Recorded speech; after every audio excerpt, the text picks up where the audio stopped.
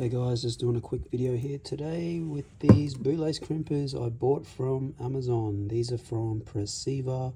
I've never bought anything from them before, but I just thought I'd give them a go. Build quality's, I think, is pretty good. It feels pretty firm. It's got a bit of weight on the front end. I've used like other bootlace crimpers before where they feel like really light and cheap. I haven't adjusted anything. I've just literally just pulled it out of the box, so yeah, see what it works.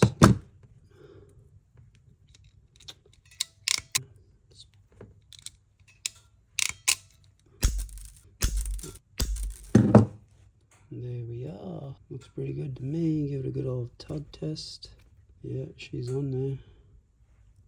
Cheers.